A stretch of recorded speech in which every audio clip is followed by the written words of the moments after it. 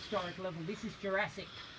And what we're standing on there, which we've made a few prints on, is a ripple strip. So when you come onto it, just have a look at the ripple strip. Ripple strips are part of a natural geological formation. When water is shallow and moving very quickly, it'll create a chattering effect, and you'll see it all through the US. And as it chatters, it'll give a frequency, but it'll also give a corrugation. The deeper and the slower the water, the deeper the corrugations. You'll see them in the ocean when you're on the beach. And if the water gets shallower and faster, it'll become quite quick and you'll end up with a very small corrugation. This is a corrugated strip, so it's a ripple strip. So it shows that this was the surface of the ground at a specific time. And this hadn't arrived yet. This was still crossing Australia with rivers, 8 rivers that cross the country. So none of this was above us, and this was the surface that we're standing on. So that's just one part of the geology. The other side of it is, and just step to the right-hand side there, facing me, so we can let these folks through, and then we'll. Good day. Thank you. Come on through. That's okay.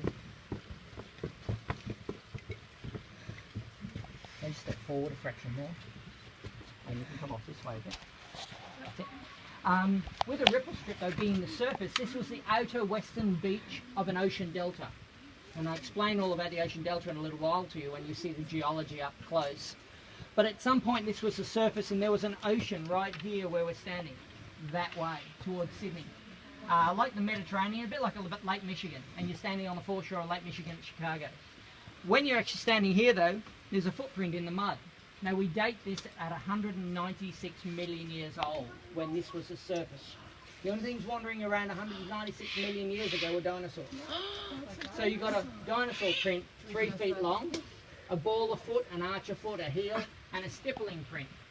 That meant something was wandering around here 196 million years ago, at this point when it was the surface and this hadn't arrived. And then it was all buried by more and more sand through more and more rivers. So that was snapshot time period. And just come off the dinosaur print, that's the way. And you can look at a ball a foot, an arch a foot, a muscle tone very similar to our forearm, and a stippling effect at the very back. And that's because the foot, like our feet, had the ability to lift vertical without going laterally. Now if your heel comes up and you're in mud, and we've probably done it 100 times already in that mud that you went through, it sucked and it gave a bit of stippling effect, and that can harden if it was dry. And this was the surface, so it was dry but it was muddy. And it was muddy enough that it was clay and soft, but not able to sink in too far. It stood in the mud, sank a little bit, and then as it moved off, as the foot came in, the mud pushed forward and gave off this bit of splurge, and then the foot moved off without doing a great deal of disturbance. So it wasn't in a hurry, it wasn't hunting, it wasn't being chased. Here, right? And then as a footprint in the sense of it, there's 2 little markers that come off either side, which we think are probably claws in some form.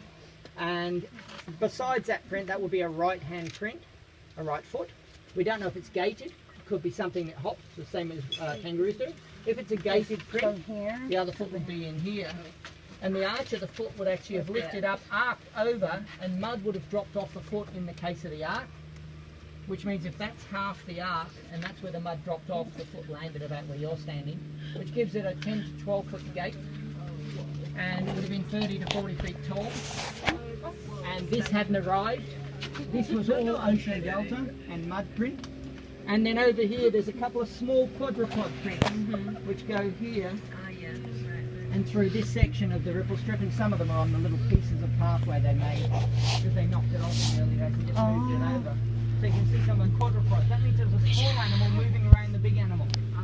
Herbivores dropped seeds through their waste, and they would have been picking seed out of the waste. Carnivores would have been dropping meat and bone and other structure from their jaws.